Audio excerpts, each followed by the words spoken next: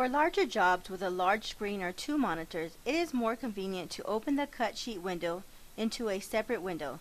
Click on this green icon at the upper right corner of the cut sheet window. Use the mouse wheel or scroller to zoom in and zoom out. If there is a second monitor, drag this window into another screen to have a close review of the cuts. To resume to the original settings, just close View window.